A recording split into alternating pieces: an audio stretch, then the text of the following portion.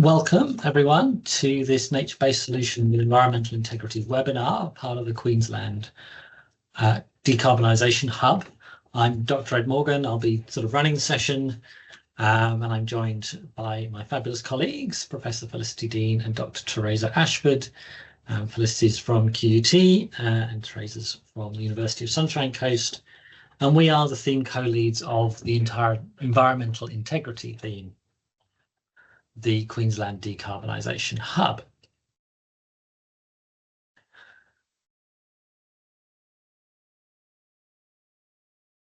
I'd like to start by acknowledging the traditional custodians of the land, the Yagara and Turrbal people, where I am incredibly fortunate to live and work here in Meanjin or Brisbane. And I'd like to acknowledge the custodians of the land where you're all joining us from, no doubt all across Australia. And certainly Queensland. I'd like to pay my respects to the elders past and present and extend that respect to all Aboriginal and Torres Strait Islander peoples, including those people here joining us in the webinar. And I'd like to just note that Aboriginal and Torres Strait Islander people built what we would call governance policy and planning that supported environmental integrity for millennia. A very different context, of course, but a reminder that there is much to learn and from Indigenous and other knowledges. And our Indigenous speakers at the Decarbonisation Forum, for those of you there, reminded us that integrity is holistic, that it is cultural, social and environmental elements of integrity are all linked. And we need to try and think that way, which isn't always easy. A bit of an outline, what we want to do. I'll give you a very brief introduction to the hub and the environmental integrity theme. For those of you who are not familiar with it, I'm going to talk a little bit about environmental integrity and why it's so important in this context. And then we want to just run you through the work that we've done so far. We'll have some reflections on the Decarbonisation Forum. We'll talk about environmental markets and natural capital accounting. Excuse me. And then we want to finish with a bit of the most recent work we've done, which is looking at planning and policy, and hopefully have a bit of a discussion.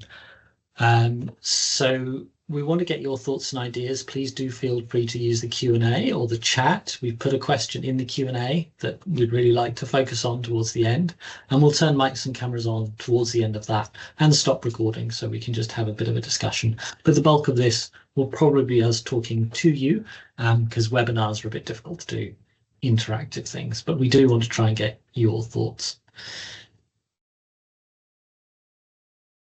So the Queensland Decarbonisation Hub has a pretty broad remit across several themes, but our broad goal is to bring together knowledge, people and innovation to really try and accelerate Queensland's decarbonisation agenda and do decarbonisation in a way that shares the benefits and mitigates the risks. Decarbonisation is really quite potentially transformative and is going to have significant impacts. We need to maximise the positives and minimise the negatives, while ensuring that we actually genuinely decarbonise as quickly as possible. And the hub is about bringing expert knowledge, both from universities, but also industry, communities, First Nations people and government together to do that.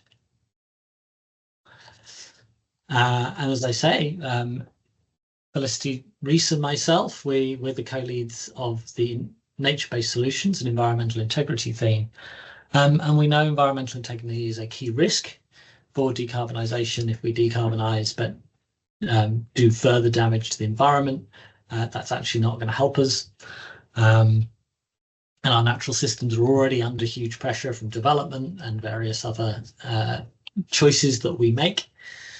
But nature-based solutions, the flip side of that, it also actually provides significant opportunities for decarbonisation. But we do need to take an integrated approach that draws on local knowledge, Indigenous knowledge, as well as policy and research. This means drawing together lots of ideas, as you'll see in this presentation, but also being aware that we don't have all the answers. But we do think that they are out there, both in research and within stakeholders and other people like yourselves. So we very much want, as this develops, for it to be a conversation. And we all have much to learn about environmental integrity, I feel, particularly in the space of decarbonisation, which is a new and ever-growing agenda. So just briefly, why do we have environmental integrity theme? Why are we talking about environmental integrity in the scope of decarbonisation? So I just want to steal from Karen Hussey, who attended our decarbonisation forum and pointed out that in our first industrial revolution, the sort of 1900s, we didn't really know much about nature, and we thought it was essentially infinite. And when I say we, the Western world who started the Industrial Revolution, and our ignorance did a lot of damage that we're still paying for. But we've got no excuse this time. We know what risks we face. And we also know that we're facing systems that don't consider nature either at all or simply assume it can be replaced. So we know protecting biodiversity, protecting the environment is actually essential for maintaining all the ecosystems on which we depend, and therefore our social and economic systems.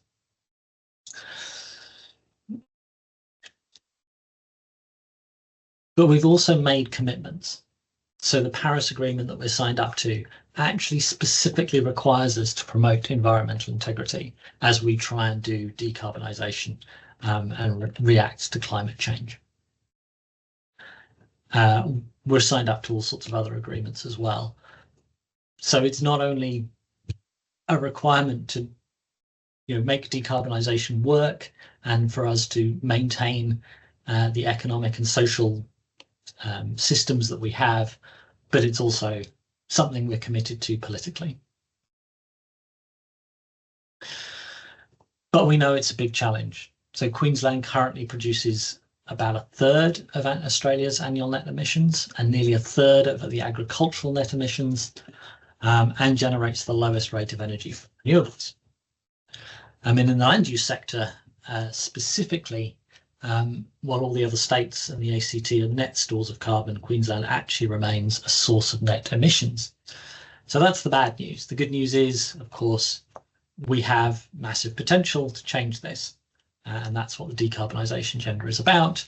And if we can change the status quo. But it's important to note that this is likely to take action on multiple fronts. Environmental markets could be the carrot, but we'll likely need regulatory sticks and all sorts of other and every sort of tool in our toolbox. And sitting over all of this, of course, is politics and our values and the choices that are made within our political systems. So it's not straightforward.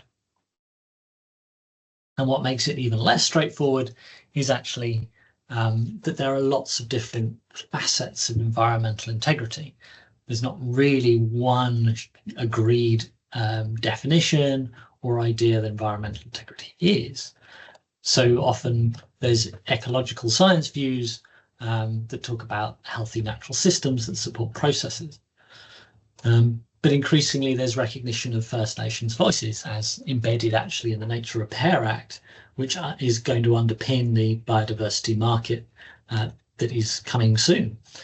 And now we see business beginning to think about its role in environmental integrity and recognising dependencies or stopping impacts under the nature-related financial disclosures, which are currently voluntary, but may become more and more common as the carbon-related financial disclosures have become now a requirement. And it's also actually embedded within state policies, and we'll talk a bit more about this at the end, in ways that are generally about protecting nature or ecological sustainability or thinking about how we manage ecological assets. But there's also very specific definitions used in various areas, and I've just flashed up two at the end here, and these are highly specific, which actually could be problematic. We need to make sure we're taking a fairly broad view of environmental integrity, and thinking about it only in terms of greenhouse gases or storage of carbon is probably not is probably a huge risk in terms of other impacts that it might have. But one of the things that we have been looking at here among our team is whether people recognise the importance of environmental integrity and what it means to them in Queensland's decarbonisation context. And the recent Decarbonisation Forum gave us the chance to survey those involved. And I'm going to hand over to Teresa to talk a little bit about that.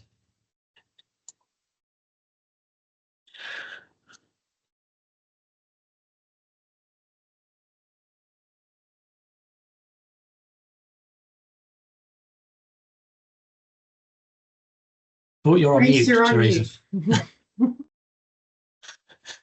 Thank you. I pressed everything correctly except for the sound. Somebody has to do it every time. I teach online, so I should know better. So I apologize. And thank you, Ed, for that great presentation and introduction. As part of our theme's work, we put on and organized the Queensland Decarbonisation Hub forum, which was really exciting. It was on August 2nd, and hopefully some of you were there and found it worthwhile. This gathering I thought was really interesting as it pulled together a broad spectrum of policy specialists, industry professionals, decision makers, and experts from across First Nations academic and community groups to discuss the challenges and opportunities of decarbonisation and the net zero agenda. Am I in control? Am I? I can't tell you. Yes, you are. I'm in control. Sorry about this. Just learning the software. It's great. Okay, so during this forum, we collected some data on perception. So we wanted to find out, what did this expert group think around environmental integrity? So we asked some questions around how important is environmental integrity for decarbonisation, and we were curious if they thought environmental integrity was a secondary concern for decarbonisation. So the idea that we were I guess for this theme's work, interested to understand the sense of importance and significance of this concept.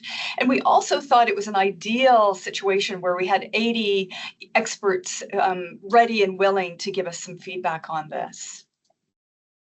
So if I forward this, excellent. So basically what we found hopefully wasn't too surprising, but it was compelling. We can see a universal polarity in the responses. For our first question in blue, we see environmental integrity is of the highest importance.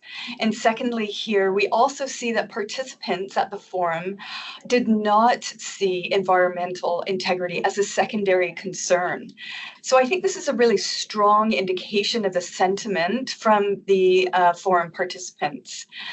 And once again, I guess we want to kind of indicate that we feel that there was a sense of kind of universal agreement on this idea of environmental integrity and how important it was. It is. Digging in, sorry, I'm not very good at this. Am I trying to advance? Move forward yet. There we go. Just press it and press it and press it. Okay, sorry about that. So basically, so that was kind of general, kind of quantitative look at views of environmental integrity. But what we also did is we asked the participants to define environmental integrity. So we were interested to see what we would get there.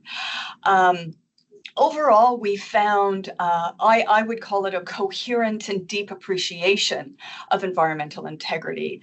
Most frequently, you can see at the bottom of the graph here, we found that participants felt that it was something, the right thing to do for nature. Secondly, they felt environmental integrity is a concept that should inform and impact decision-making. And this actually leads to some of the work that we're doing in this theme.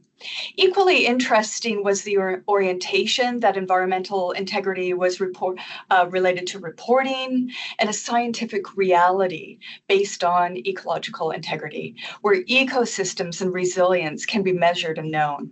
And lastly, we see an orientation towards human actions that are sustainable and virtuous. Fantastic. It worked.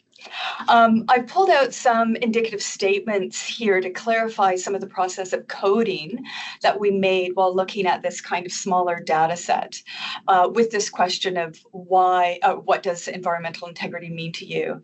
So an indicative response that we saw around decision-making was to integrate when and where possible this consideration.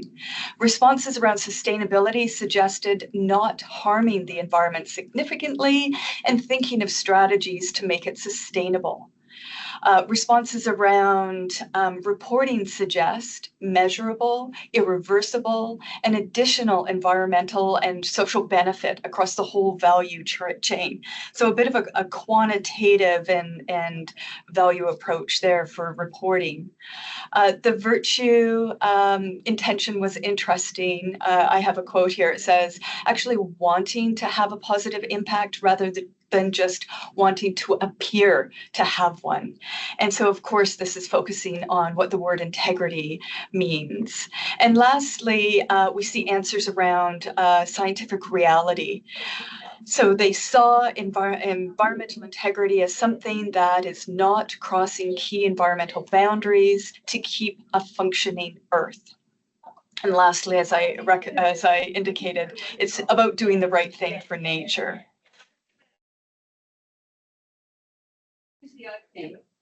Oh, I'm not doing a very good job at moving these slides. Okay, so what we can conclude here is environmental integrity is essential, and we need more consideration on how to enact this policy and project's objectives.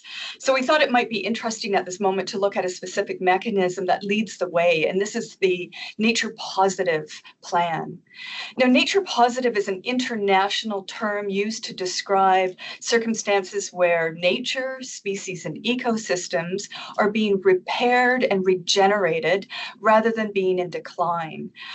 This is a project that embodies environmental integrity as it has a focus on nature and where we understand there are multiple co-benefits with this practice, especially in the field of decarbonization. The goal as generally proposed would be to have these temporal objectives. So a period of zero net loss, and one of the proposals is by 2020 that we actually see no longer a decline in nature. We move towards a net positive, so that's the regenerative work that needs to be done, and full recovery by 2050. So that's for me. So let's look at some mechanisms more in depth with Felicity. And good luck changing slides, Felicity. You're making me nervous now, Reese. Okay. Well, thank you so much to both Ed and Reese. I just want to say, so the three of us have been working on this theme together. It's been well over a year now, and I really appreciate all the work that you've both done. So thank you very much, and thank you to all of you for coming along this afternoon. Now, to kick off, I'd just like to acknowledge that I live and work on the lands of the Turrbal and the Yuggera peoples. And today I'm going to be talking about environmental markets and touching on some of the risks associated with this policy instrument for supporting decarbonisation and biodiversity, otherwise known as net zero and nature positive. I also want to put in a quick plug. I'm already over time, but a quick plug that we have written up a policy paper on environmental markets, and it is available on the Decarbonisation Decarb Hub site that you can all access. Okay, so to start, I just want to explain what I mean when I talk about environmental markets. So environmental markets are market-based instruments, and they're designed to provide financial incentives to improve or reduce harm to the environment.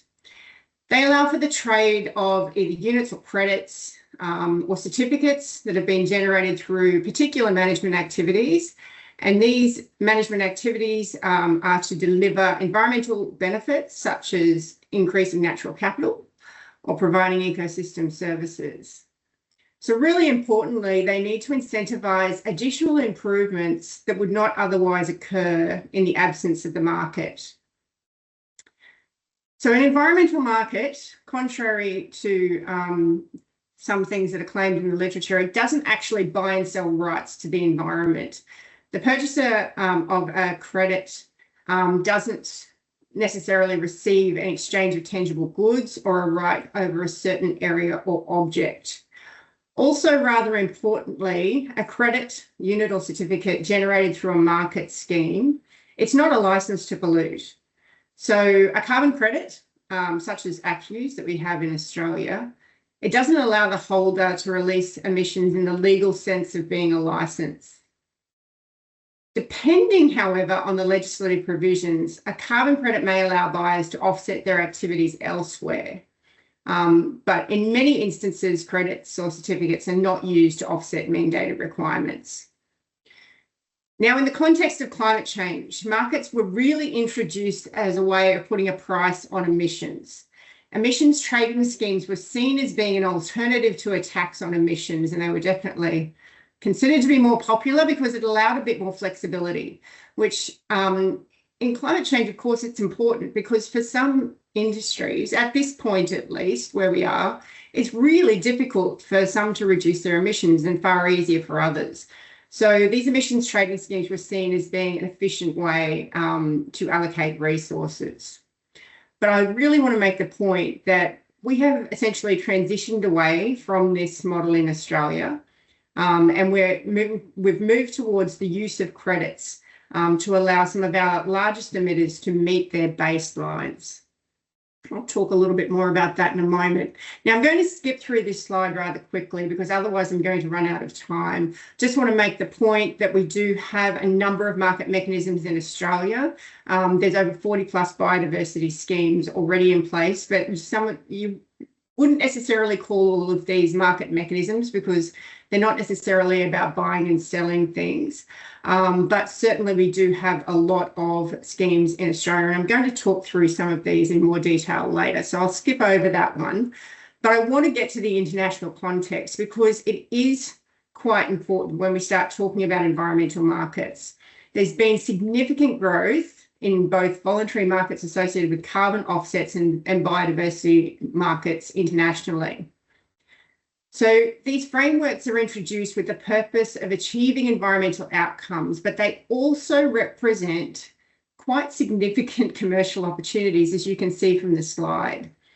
In Australia alone, it's estimated that a biodiversity market could be worth $137 billion by 2050, which means, even though they've been introduced with environmental outcomes, there could be some split incentives associated with these markets. Now, perhaps because of these split incentives, or potentially sometimes a lack of governance arrangements, which I'm not suggesting is the case in Australia, but there are some concerns around the integrity of voluntary markets, particularly internationally. Now, Article 6 of the Paris Agreement allows for the trade of credits internationally for countries to achieve their climate goals.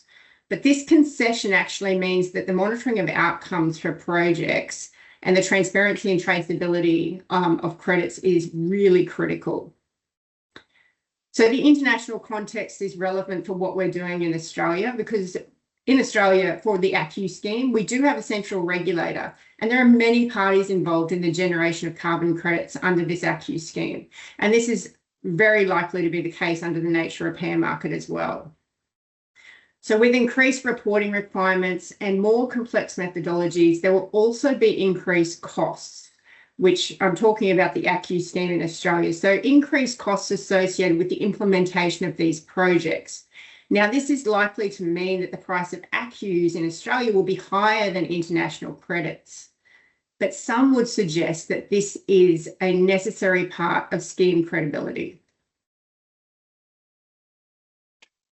So coming back to Queensland, we have this vast land area and rich biodiversity, and this means that there is significant potential to generate environmental credits here. So the scale to generate carbon credits alone in Queensland is estimated to be 6 times greater than in New South Wales or Victoria and 5 times more than in Western Australia. Now, these are just the land-based solutions. We've also got some new methods for blue carbon projects coming online, which means it will extend further in coastal areas. So these recent reforms to the safeguard mechanism, or not so recent now, means that we're creating somewhat of a demand for ACCUs, whereas previously we relied on both the government and voluntary purchases. There are questions around the potential purchases of biodiversity certificates under the nature repair market, because these certificates are not actually allowed to be used to offset any harm. So this means that purchases are likely or will have to be voluntary. So coming back to Queensland, we've got several types of markets and frameworks available here. I haven't listed any of the offset schemes on this slide, just sticking to some of the schemes for the strictly market-based schemes that are available. I'll run through these relatively quickly. I've obviously mentioned the ACCU scheme. This has been in place for over 10 years. It was introduced alongside the carbon pricing mechanism, which was an emissions trading scheme for Australia. Some of you might remember it was where we had the huge debate around whether it was a carbon tax or otherwise, and it was subsequently repealed by the Abbott government. But we were left with the carbon farming initiative, which has now become the ACCU scheme. In Queensland, we've got the Land Restoration Fund. Now, this is not a market, but it's an overlay to the ACCU scheme, and it pays a premium for carbon credits generated by projects that can demonstrate additional social or environmental co-benefits. So the federal government, they've also introduced the nature repair market, which has already been mentioned. And in Queensland, we also have the Reef Credit Scheme, which is regulated by eco markets, and also the Cassowary Credit Scheme, which is for the wet tropics region. So the nature repair market, the Reef Credit Scheme, the Cassowary Credit Schemes are all voluntary in nature, which means there's no regulatory driven demand, which leaves questions around business cases on a lot of people's minds. Now, because we have these different schemes, there is the potential opportunity for credit stacking, which means that multiple credits could be generated from one project and those credits could be sold separately. However, at this stage, there's no methodologies that align that will allow for that credit stacking, although it's said to support, it's a popular choice because it may support a business case for some of those voluntary schemes.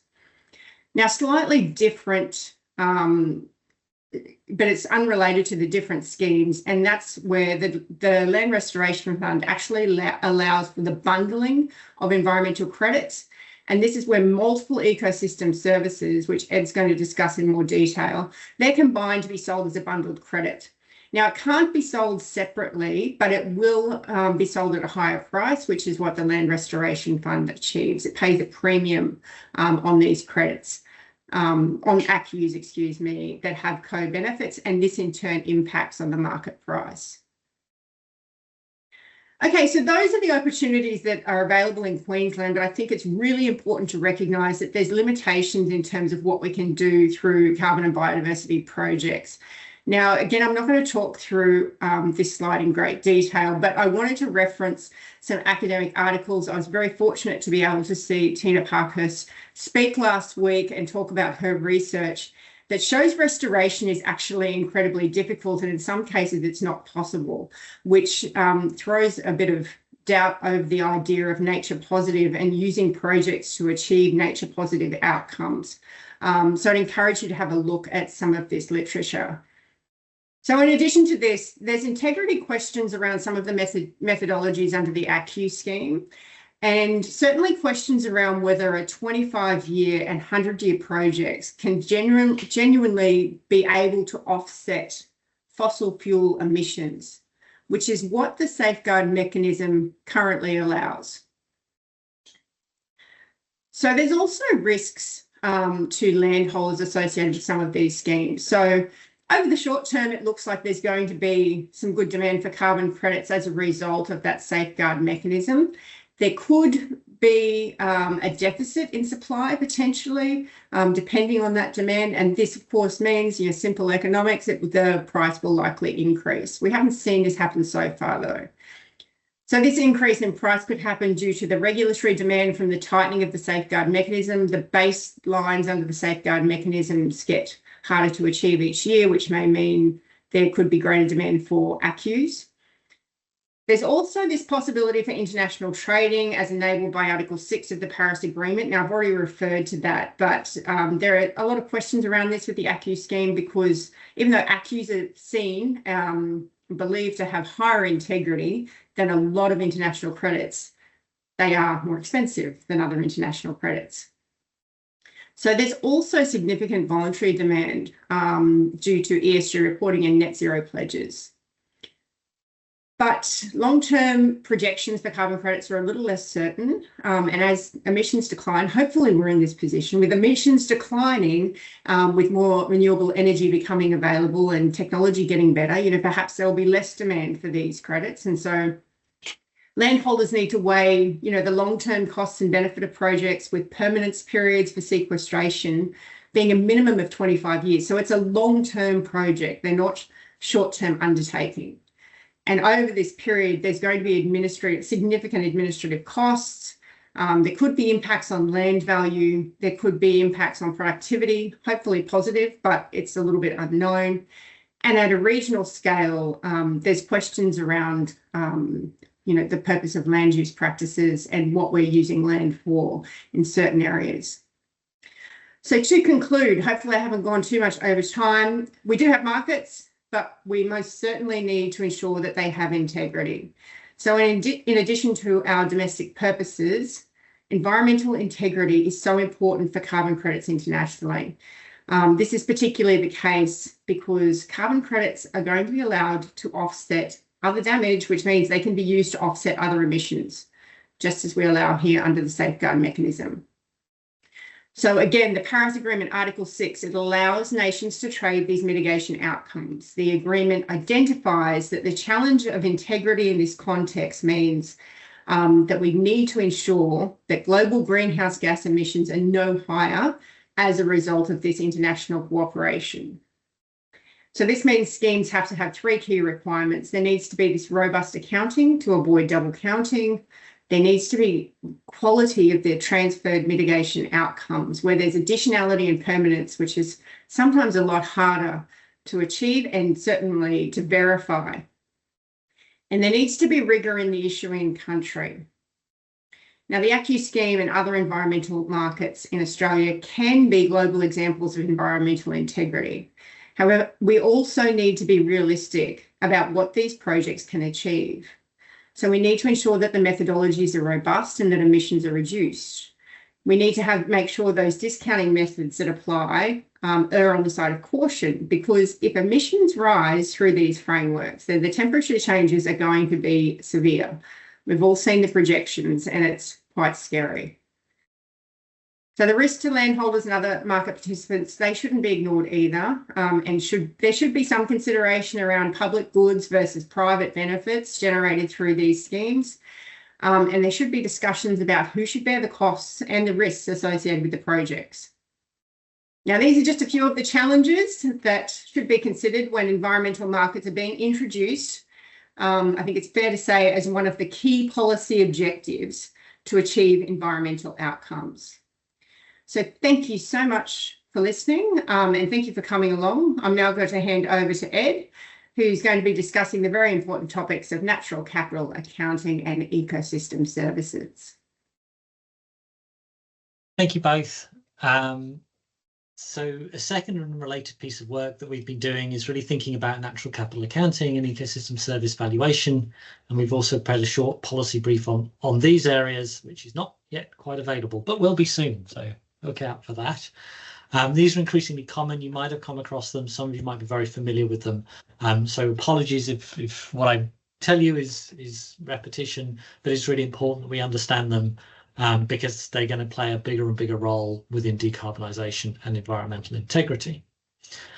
So natural capital accounting really just aims to translate the benefits of the environment into conventional accounting mechanisms. So we currently use measures like GDP and GNP to measure the stocks and flows of manufactured goods and services. But we know that GDP is a pretty poor measure of economic activity, and one of the reasons is because it doesn't include nature at all. Natural capital accounting is trying to remedy that by turning the goods and services that we get from nature, the stocks and flows, into something that can be used in standard accounting processes. It includes both physical accounts, the extent and condition of ecosystems, and also monetary accounts, which is the value of those ecosystems.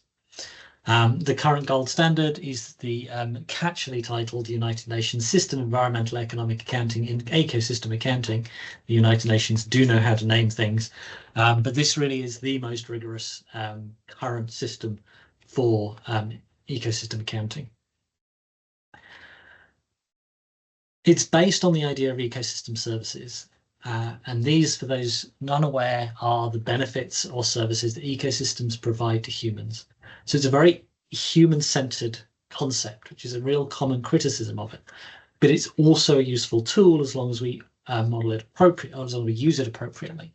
So it's not a model of how nature works, it's a model actually of really how human systems work.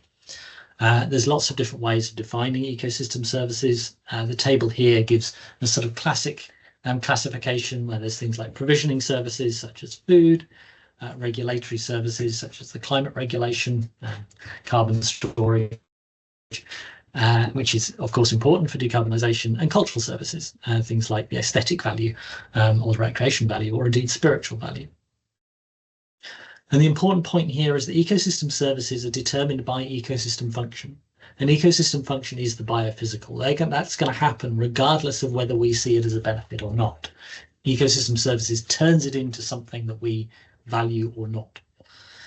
And ecosystem functions are determined by ecosystem integrity. And the higher your ecosystem integrity, generally the more and the higher quality ecosystem services you get. So a fully intact forest produces far more ecosystem services of better quality than a plantation, which is designed really only for one ecosystem service, which is timber production.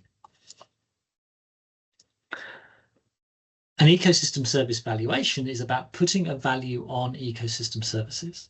And the key point here is this isn't necessarily, although it can be, but doesn't have to be a transactional monetary value. So it's not about putting a price on nature. If we value a forest at $1 billion, that doesn't mean we can buy or replace that forest with $1 billion of cash, but it provides the equivalent of $1 billion of services to us.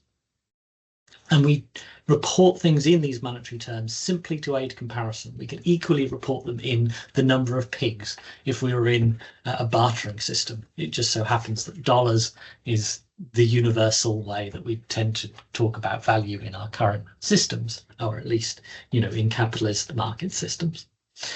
And you probably realize that some ecosystem services exist in markets, such as biomass and timber, but others don't. It's hard to measure the recreation value of a forest, or even the spiritual or cultural value of a forest in a market. But economists have developed a range of methods for measuring these things, and they aren't perfect. And we need to be conscious of the uncertainty that comes with them, and particularly because ecological resources are quite complex. But they do give us a guide and allows us to add these things into the accounts. And the other point is our market valuations are not necessarily that accurate either. They have a level of uncertainty. We just choose not to really think about that because of how it's embedded in. And so all of this is about putting nature into the way we do our economics at the moment. And this is useful because economics is embedded in our policy, politics, and even culture in Western societies, at least. If we were led by a cultural awareness and wonder of nature, this actually might be a less useful tool. So it's remembering to think about it as a tool rather than necessarily an explanation of actually the reality of anything.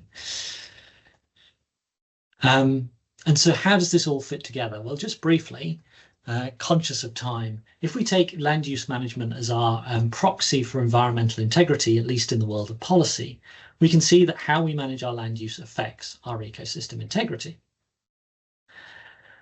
Our ecosystem integrity defines our ecosystem functions. Perhaps it's biomass and trees grow. If we recognize those, then and recognize the benefits of those, then we can name them as ecosystem services. The biomass regulates the climate. We can then demonstrate the value of those, an economic value. So it might be a price for a timber product or a carbon credit. But it doesn't have to be a financial exchange. That comes if we then choose to capture that particular value, which is what a carbon credit does. And so natural capital accounting allows us to recognize the ecosystem services by translating the ecological stocks and flows into ecosystem services. An ecosystem service evaluation then allows us to demonstrate the value of those things. And all of those, because we use economic valuations and accounting within our policy, can affect a wide range of policy. And of course, our markets and finance are also going to affect our policy, which is exactly what Felicity was talking about. And so we can start to link and bring in ecosystem integrity and the biophysical qualities of nature into our decision making. So very briefly, these are really important tools that recognise and demonstrate the links between extent and condition of ecosystems and the value of the benefits they provide. They can increasingly be included into policy and decision making to support integration and environmental markets. They could prove useful in regional planning, which we're going to talk about next, and particularly to support the identification of really high value ecological areas to protect.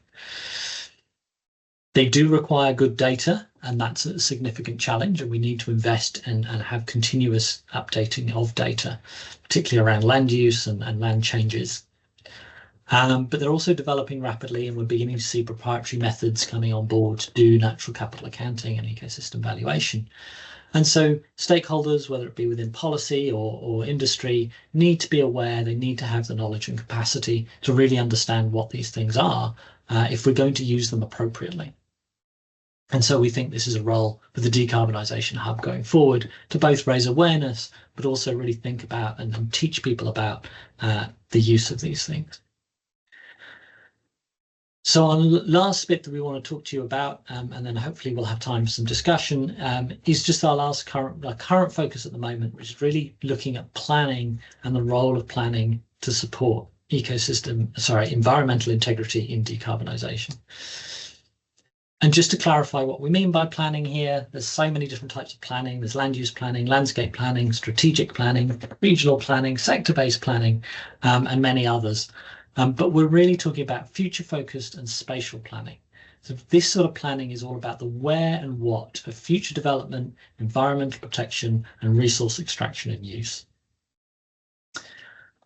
And Queensland actually has quite complicated planning systems. There's three. There's state planning, which is strategic planning, tends to be economically led and asks questions as to, where is economic development going to happen, and it's statutory, so it has a legal force to it. And this is translated into regional planning, which is strategic land use planning. So this looks at, well, where are we going to put development? Where are we going to put housing? Where are we going to put mining? And how do those things conflict? And how do we ensure that we protect the things that are important, which may or may not be nature, within that? And that regional planning guides local planning, which is the one we're perhaps most familiar with. It's precinct scale, choosing whether a block of flats goes up or where a new housing development is built and what it looks like. Running alongside that is natural resource management planning, which is actually really landscape scale planning of land uses and natural resources. This is non-statutory, so it doesn't carry any legal weight. And it was developed very strongly in Queensland but the loss of federal support has actually reduced its impact recently. It does still happen and is still going on, but has less power and influence. And coming very soon is going to be bioregional planning, which is part of the EPBC Act reforms, which is designed to do a couple of things, partly to streamline environmental regulation, which could be good or could be bad, depending on how this bioregional planning plays out. It's currently being developed in a joint effort between the federal and the Queensland government in certain areas in Queensland. And so what we're beginning to do is really analyse the planning that's going on and link it to the policy mapping work that's gone on in one of the other themes within the hub. So we want to add ecosystem integrity as a category that you can search within their tool and analyse how planning does or doesn't support ecosystem environmental integrity for decarbonisation. And I'm going to hand over to Rhys, who's done most of the work on this, to talk a little bit more about it. Thanks, Ed. Yes, we're really excited about this piece of work in this theme, and it's excited about the collaboration across themes and working with Dr. Chad Renato and Dr. Habib, who's in the room, so it's good to see you. So using this database to help us understand tensions between and across different policy and strategy in Queensland. For us just to do a sample run to see what this would look like, we wanted to look at kind of a consequential policy product. So we chose the Queensland State Planning Policy 2017 and a related regional plan for North Queensland. So let's see if I can do this. Great, good. To be able to do some of this evaluation work on this policy strategic instrument, we used a methodology loosely related to or influenced by this Task Force on Nature-Related Financial Disclosures. Now, this is a suite of material that's really quite significant. And the methodology that we used is thinking through these kind of nature-related dependencies and exploring the activity or goals, and that goal interface with nature. So we're looking at proximity and impact to sensitive sites, tracing potential impacts, thinking about the materiality of a project, including value chains, thinking about emissions, and about risks that are produced or mitigated through the project goal or strategy. So just really quickly here, we're looking at this 2017 state policy. We found plenty of opportunities and gaps within this product. And we were specifically looking at its alignment to Queensland's decarbonisation goals and environmental integrity across the 5 themes and 17 state interests, which are kind of delineated by sub-policy. And clearly, the SPP does not prioritize one state interest over another. Well, it doesn't generally, it does. It acknowledges the way state interests need to be applied will vary between and within regions and local government areas and depend on environmental, economic, cultural, and social factors. So the key themes that we evaluated are this livable communities and housing. We looked at the economic growth, environment and heritage, safety, and resilient to hazard, and infrastructure. Overall, and I would say this is a draft desktop review, we found of the 105 sub-policies that we reviewed, 54 of those are decarb relevant, and only 18 are decarb focused. Next, when we looked at these sub-policies in light of potential environmental integrity outcomes or impacts, we see almost half of these disrupt state interests, half of the state interests disrupt or have a potential to disrupt environmental integrity outcomes. Further, tracing these objectives through to the level of risk to environmental integrity, we see most have a high risk to status quo approach. Equally at this level, which we think is interesting, very few statements within this product have a strong benefit to nature. So then we've kind of, this is just a reshuffling of these themes, and we see a few that are pretty obvious why they would have tension with environmental integrity. There's a few in the middle here that are really interesting, that they have sub-policies, some actually support and some disrupt environmental integrity outcomes, and then we have a few here that are very strongly oriented towards environmental integrity and decarbonization goals. Now, when we look at the regional scale, a newer plan in 2020, what we can see still is a huge proportion of those outcomes are related or relevant to decarbonization, and fewer are at risk. So what we see when we look at this in this initial assessment, that we're actually finding the regional plans are moving towards, or at least signaling within the plan of their work, thinking through decarbonization. So back to you, Ed. Thank you. I'm conscious of time, so I won't read the details of this wrap up. And what we'll do is turn you all on. Happy to take questions, have discussions, what your thoughts are. We're really keen to know where we should go with this. Is this going to be useful, particularly around the planning? That's our focus at the moment, but any and all areas of this. I noticed there is a question for you, Felicity, in the Q&A, which we might start with. And I'm going to turn everybody on. That's an interesting question. How does Australia, you mean our government or the people in Australia, how do we consider greenwashing practices by the entities involved in the carbon market? I'd have to ask the question of a question. Are you talking about the Australian carbon market, as in the ACCU scheme?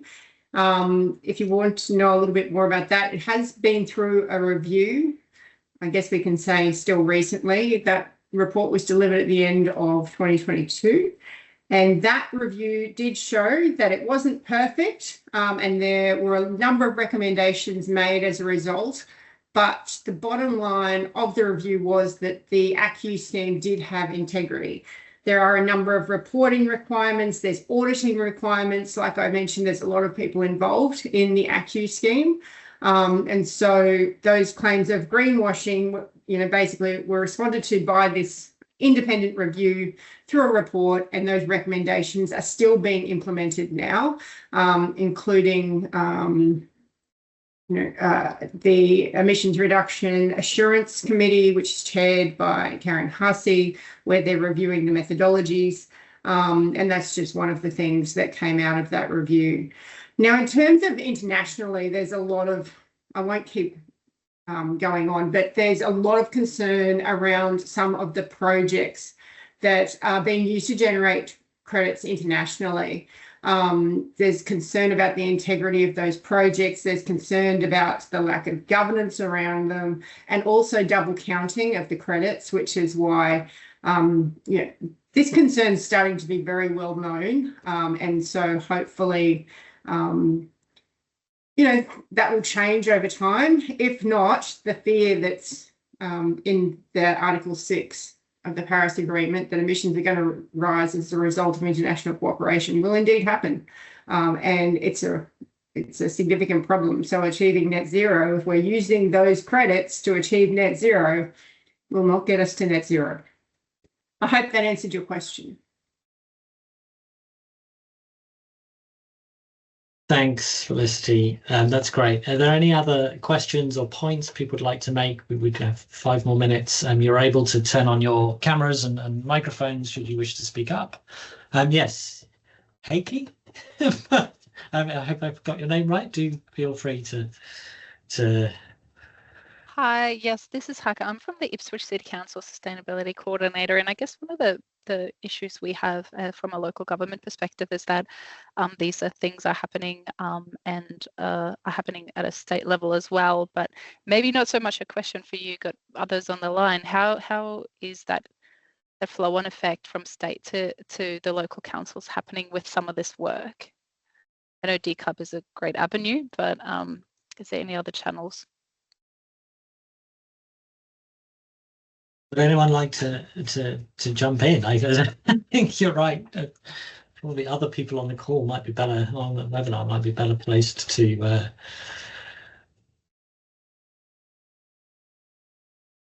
No. Oh, Gillian. Yeah, hi. Look, I thought I'd just quickly jump in and I guess give a bit of a plug for the Land Restoration Fund and talk about the fact that local government can participate in programs in the carbon market. We've certainly done a number of sessions with the local government through the Local Government Association for councils. Interestingly enough, I've not seen a lot of enthusiastic uptake, but there are pockets of work going on of interest. And I guess the way we pitch it is that councils often have really strong environmental agenda and not enough money, and that potentially participating in markets is one way of doing that. Probably a really great example is the Blue Heart project on Sunshine Coast, leveraging the blue carbon market to create environmental change over time. So yeah, it's a matter of, I guess, understanding what your environmental priorities are and then looking at ways where the markets can actually help you drive towards those goals. Profit-making exercise from a council perspective. Hopefully that helps. I'm happy to talk to you about it anytime. Thank you. Yeah, definitely. I'd love to maybe catch up and see what the opportunities there are. Excellent. Thank Yes, you. feel free to share your contact details, or we can put you in contact. I think yes, the evolving markets, the biodiversity market is going to be an interesting, how that's going to sit over things, and whether there's still a lot of questions as to who's going to buy biodiversity credits, but whether local governments are going to be able, because we know local governments actually do quite a lot of work or support quite a lot of work, are they going to be able to claim biodiversity credits, and will that be a way of funding these things? I'm conscious of time. I want to wrap this up in the hour. I'd very much like to thank you all for joining us. We are happy to, please do feel free to get in touch. You can find us through the Decarb Hub website. We're always happy to discuss these issues. If there's things you think we should be looking at, feel free to let us know. And a huge thank you to you, Felicity and Teresa, for your help on this. And hopefully the recording will be made available on the website soon. Thank you all very much.